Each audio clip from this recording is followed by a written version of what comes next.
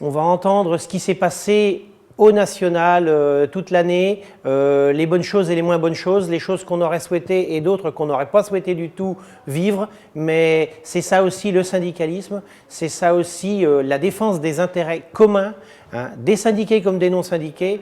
L'agriculture a vécu une période difficile, vit une période difficile. Les agriculteurs ont souffert en 2015, les agriculteurs souffrent aujourd'hui et vont encore souffrir a priori toute l'année 2016. Je trouve qu'il n'est pas prudent aujourd'hui d'avoir des clivages autant politiques que syndicaux. Je pense qu'en fait la FNSEA, elle est là pour rassembler des agriculteurs qui ont tous des agricultures différentes. Alors accueillir le congrès en Mayenne, c'est d'abord un événement d'ampleur, puisqu'il y aura, je pense, nombreux agriculteurs et agricultrices de différentes régions qui se retrouveront. Pour nous, c'est aussi un atout. En Mayenne, on a beaucoup d'installations d'agriculteurs et d'agricultrices. Donc je pense que c'est un événement important pour le département. Alors la Mayenne aujourd'hui, c'est quand même un grand département d'élevage.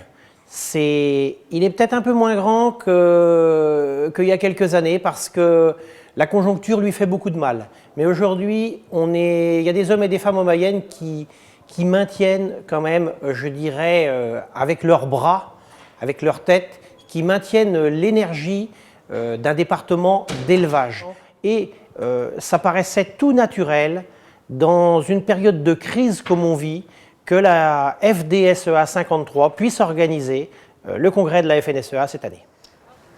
La Mayenne reçoit le congrès, alors c'est déjà une très bonne chose parce que la Mayenne est un département, je dirais dans les exemples en France, on a quand même une très grande partie de notre surface qui est cultivée par les agriculteurs.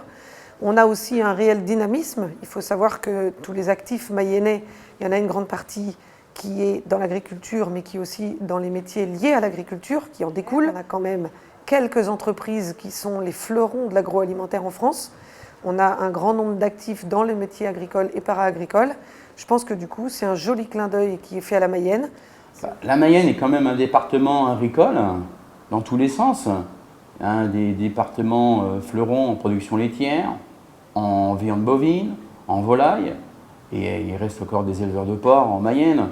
Je pense qu'on est vraiment représentatif au niveau national d'un département dynamique. Elle m'évoque beaucoup d'emplois, elle m'évoque du dynamisme. C'est très clair qu'aujourd'hui, nos politiques locaux, régionaux, commencent à comprendre, depuis le temps qu'on leur dit, l'emploi est présent par l'agriculture, par l'agroalimentaire qui est induit par l'agriculture. L'agriculture en Mayenne, pour moi, j'ai de l'espoir, elle a encore de très belles années à vivre. C'est vrai qu'on vit une période difficile, mais c'est justement là qu'il faut qu'il n'y ait pas de clivage et qu'on soit tous unis.